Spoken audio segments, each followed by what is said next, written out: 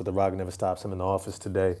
I'm not at the crib, recording. I had a little break between sessions and whatnot. I was like, you know what? Let me just get on real quick, talk about these Pistons and Bucks and everything I saw. Look, this game, it wasn't as bad as it felt. It wasn't as bad as it felt. In the moment, I was a victim of the moment. I was like, man, what the hell? I was pissed. And then some reminded me like, yo, it's a long ass season, bro. It's a long ass season. Um, be easy. Take it easy. Chill. It's good. I'm trying to adjust the screen real quick.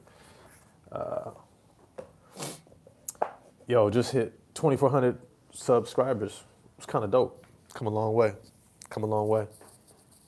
Look, let me just start off by saying, well, actually, before I dive into all of it, yo, do me a favor, smash the like button for me, hit subscribe and the bell for notifications. Look, I really appreciate all the love and support. Remember, it's a small thing for you, big thing for the channel. So appreciate y'all. Real talk, real talk. Let me just start off with, it's easy to become victim of the moment. This was game number 61. This was game number 61. And these are what's called the dog days of the NBA. December, January, before that push for All-Star. These are the dog days. These are the hard days that you grind through. These are the, hump day in the middle of the week.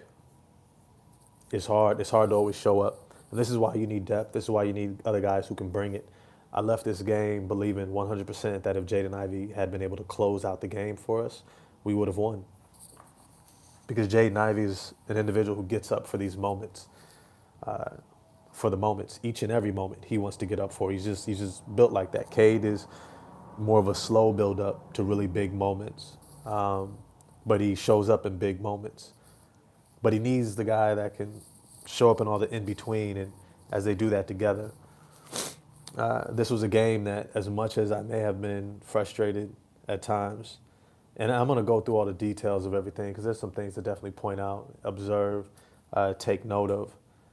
But it's to say that, I had to step back, and I'm glad I did. I'm glad I didn't go live last night because I would have just, I would have gone ham on most of these, guys. But it was a good game. It was a good game. The Detroit Pistons played well at times. They executed extremely well. Like they had moments. They had stretches. I'm not even gonna say moments. They had stretches where they just executed the hell out of the offense and just didn't make the shot. I wouldn't even say that they couldn't beat the zone, that 2-3 zone. They were beating it. They were just missing the shot. And I think it alludes to just how much we miss Duncan Robinson.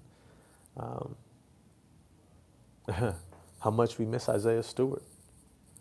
And these are, and I say, you know what I'm going to get into about Isaiah Stewart, his immaturity. Look, man, I'm going to be honest with you. Isaiah, look, either swing or shut up. Either swing or shut up. Bro, don't nobody want to see you put up a fist and not do nothing. You just puffing your chest, bro. You just, and what's worse is like, it really wasn't that deep. Like, you got fouled, you got hit in the head.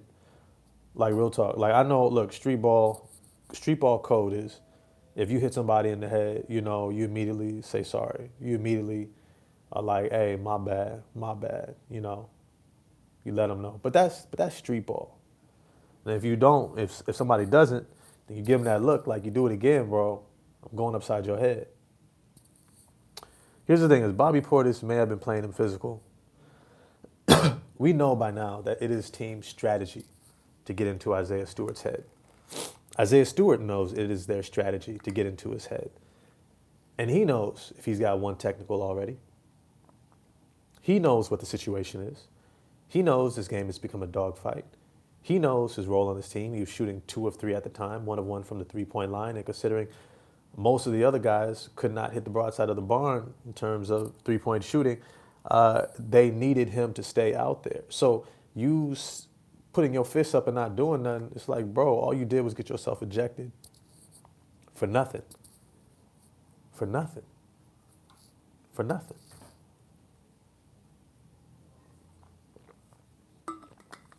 Isaiah Stewart needs to grow up. He needs to grow up.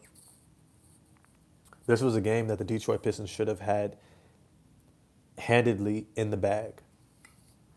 This was another game where Jalen Duren failed to stay out of foul trouble.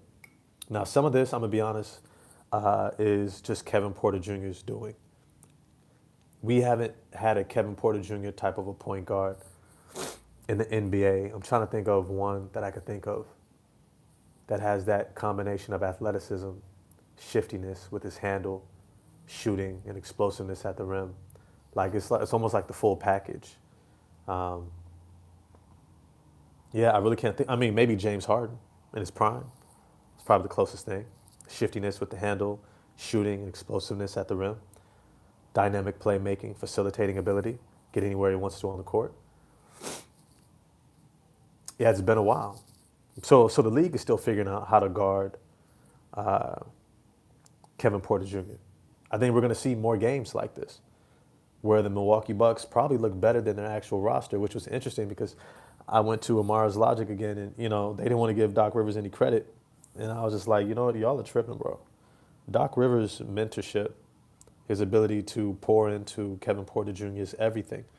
Rajon Rondo, his ability to teach and pour into Kevin Porter Jr. That is what he's been missing, is that person who can pour into him, who can allow him to show up as his best self with the right headspace, the right focus. It's rare when people come into your life who can do that for you. I think Doc Rivers and Rajon Rondo are exactly not only who Kevin Porter Jr. needs, but Ryan Rollins has benefited from that as well. Don't think that their ascension, don't think that their level of play has not been impacted by a coach like Doc Rivers, a coach like Rajon Rondo, right? And so I would say some of this, I have to say, was just Kevin Porter Jr. making plays, and Duren just can't keep up. And that's not his fault. That's not his fault that he can't keep up. It's not his fault that he wasn't able to keep moving, that he wasn't able to slide his feet fast enough. Kevin Porter Jr. is just shifty as hell and explosive at the same time. He even got by Asar Thompson on a play that I thought normally Asar pins that on the glass, and yet Kevin Porter just finished that thing over the top. So some of this is just playing against another great player, potentially great player. He's a really talented player. The greatness will be determined over time, but he's in the right situation. All that's to say is that with Kevin Porter Jr. there, everything else fell in line, despite Giannis Antetokounmpo not being able to continue playing. Right? He gets hurt early, and it's almost like this lull. And those lulls, those are moments where good teams are supposed to put their foot on their neck and pull away.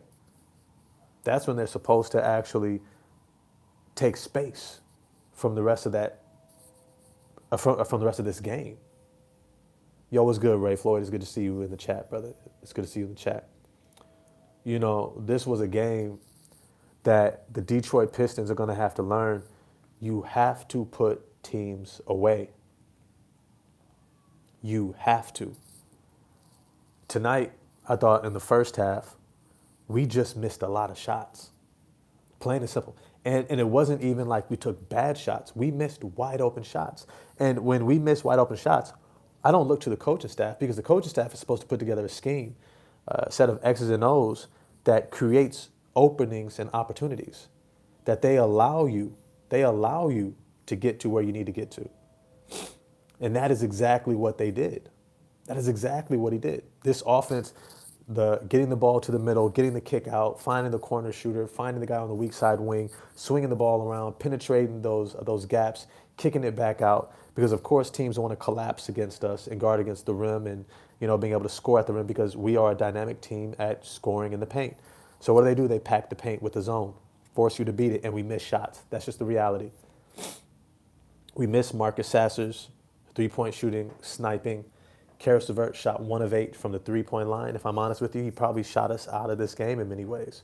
He had the worst plus-minus on this team. Despite his defense looking sound, he was a minus 24. Though he did have a play where he's trying to help. I forget who he was helping off of. Oh, he left A.J. Green to help against, I think it was like Ryan Rollins driving baseline against Asar. You should have seen the matchup and said, I'm going to bet on Asar and I'm going to stay with the shooter. Now, this was in the second half. But it was a play. It was one of those heads-up plays. Like, what are you doing? What are you doing? Why would you leave A.J. Green, who is their number one sniper on this team, who's been cashing out and keeping them in the game? Why would you leave him to go help on a guy who you have probably one of the best on-ball defenders in the league guarding? Why? Stay with the shooter. It was one of those heads-up plays. The next thing you know, he gets a wide open three. Like, these are the moments where you need certain guys who just understand what we're really trying to do. And when he was shooting 1 for 8 from three, we have to ask, why is he playing 23 minutes? Especially when Javonte Green is shooting 2 for 4 from three, 3 for 6 from the field. Right? Like, these are why I'm saying more and more, I don't know if Karis LeVert is really going to have the role that we want on this team for him. Because as much as his offense helps us out, the reality is when it comes down to it, I think I'd rather have the defense that other guys provide. I'd rather have something else. I'd rather have the guys who are making the hustle plays, the guys who are swinging the ball, making the extra pass. I'd rather have the guys who actually are high-level plus defenders that make it easier on Cade and Ivy and guys who we really need to create the space for to maybe not be our best on-ball defender. Personally, I don't think that Karis LeVert and Jaden Ivey should ever be playing together at the same time on the floor. You can't have two subpar defenders guarding the perimeter. It's just not a good look. It's just not. It's just not. It's just a bad setup. Let me get to some of these comments here. Hakeem the Dream. Yo, it's good to see you in the chat. Tobias and Ivy messed up our chemistry and rotation. You know what? I'm going to be honest. That was more, yes.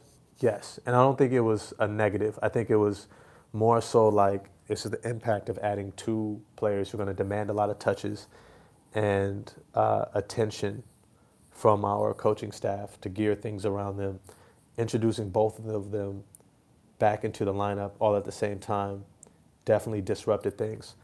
I would have preferred us waiting to introduce Ivy until he was able to start, meaning that he's coming in able to play 25 minutes a game, 24 to 32 minutes a game.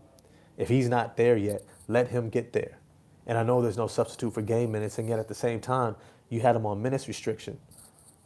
He wasn't coming out like if you saw last season, Asar Thompson coming out after the heart condition, right? Or no, he had the blood clot.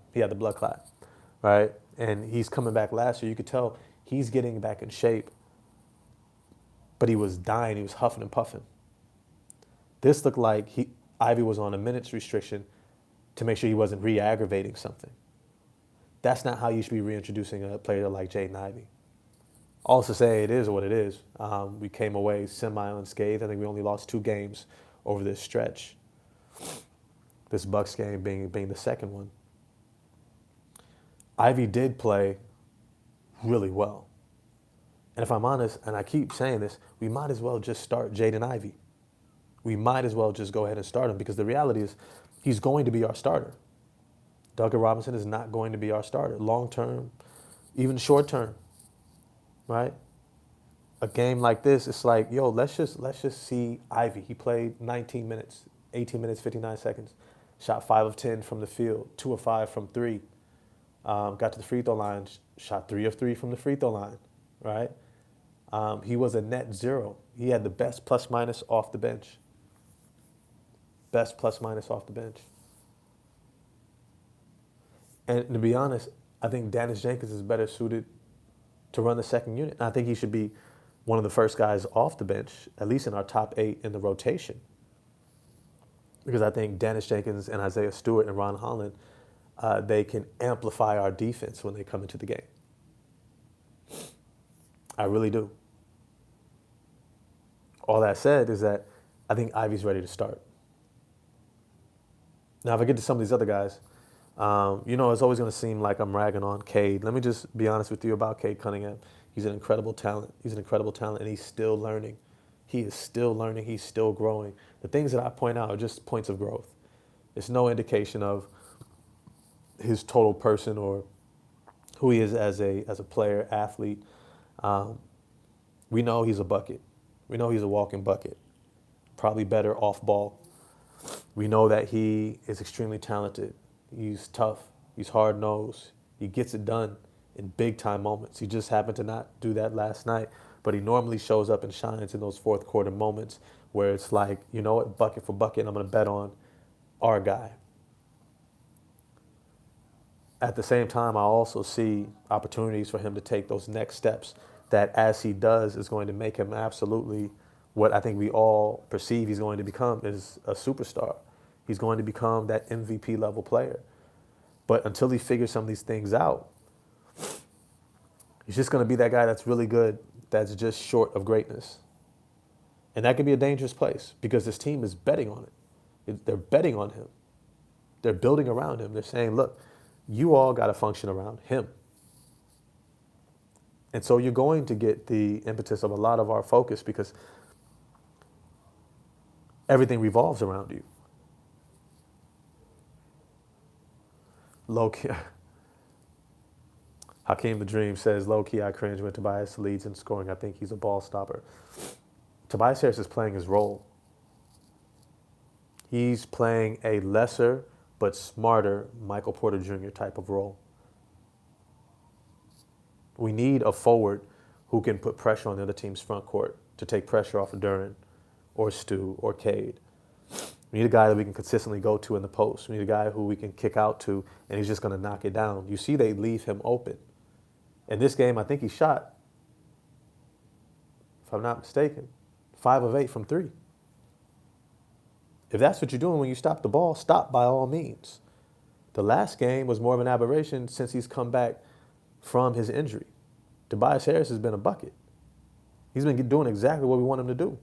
Maybe a little bit more on the boards, but exactly what we want him to do. So I'm not knocking Tobias because I also think it's his role. I think that's what they talk to him about. I think that's what they need him here for. Get them post-ups, knock down those threes, and just play smart. Move well without the ball, do the relocate, right? Catching low passes, bad passes, and still knocking it down. Make sure he plays good defense. Ray Floyd says, Sasser cooked in the G League. Well, I got to check that out. I can't wait to see him hoop again, man. I can't wait. And I would love to see a Dennis Jenkins, Marcus Sasser backcourt off the bench. I think it just has a lot more pop. I like Karras, but I just ask myself what he's giving, is it worth investing in? But like I keep saying about Karras, you don't want to lose him for a playoff run. You don't want to lose him in case an injury happens and all of a sudden he's like, man, whatever, y'all just take me out the rotation as soon as somebody comes in. So I don't know if I necessarily am motivated because, I mean, these are real human beings, right? You signed me. You told me I was going to have a certain role. You brought me in. You said that you believed in me and, you know, to do this. I played with you before, JB, so we have that rapport and chemistry. I'm coming in here. I'm contributing to winning, and all of a sudden you just yank me out, and I'm a veteran for this young guy. You know, people feel some kind of way. So you gotta massage that situation.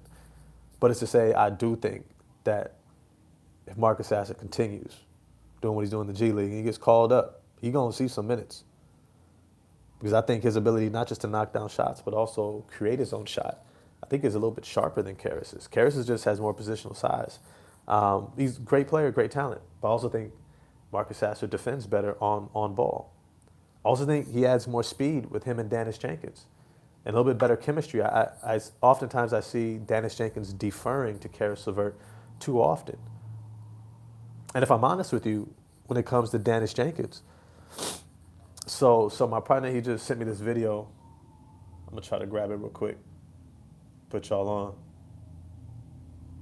He sent me this video of, it's on YouTube. It says, every Linsanity run in NBA history explained.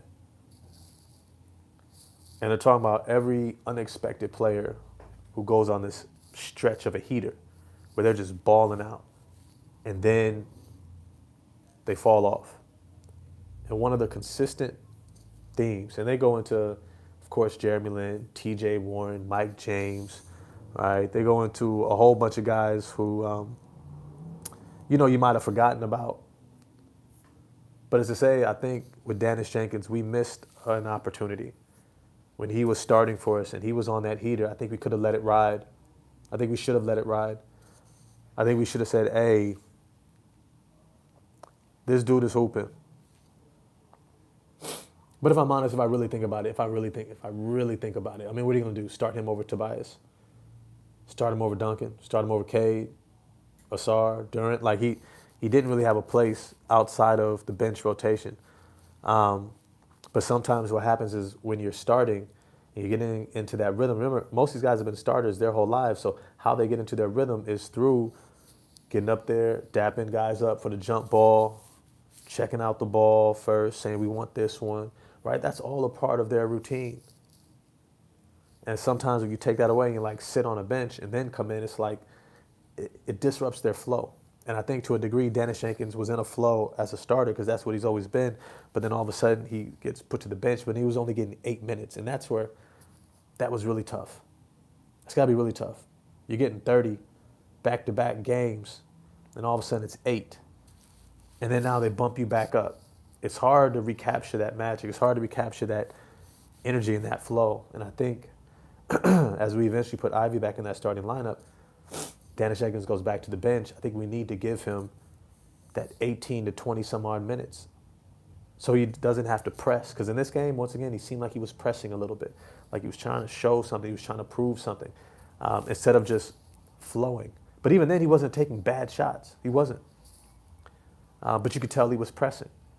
And I think sometimes what we've seen more of that, I think that we also valued as much as of his scoring as we also valued his ability to play, make, and create for others. Penetrate and kick, right? Collapse the defense. But even then, we were missing shots. So I think it was a situation where it's just like, hey, if we missing shots, what are you going to do? What are you going to do? It is what it is. So I think Dennis Jenkins is just in a really tough position. Once again, a lot of these losses, a lot of these coming up short really is an indication of we are still figuring it out. The Pistons are still figuring this out, this roster construction. And I do think once Ivy goes back in the starting lineup, it'll finally be set. No more disjointed lineups, no more this guy this night, that guy the next night. No, it's Cade, it's Ivy, it's Asar, it's Tobias, it's Durant. It's Dennis, it's Ron, it's Stu, it's Duncan. And then it's either going to be Karis, or it's going to be Javante, or it's going to be B-Ball Paul. But if we're honest, we're probably going to go closer to 9 deep. And Duncan is going to push Karis LeVert out. That is likely going to be the 9-man rotation. So all I say is I think we are still figuring it out. I think it's tough at times to really evaluate this team within the context that they're playing because, you know things are going to continue to change. And kudos to the Pistons, 17-5.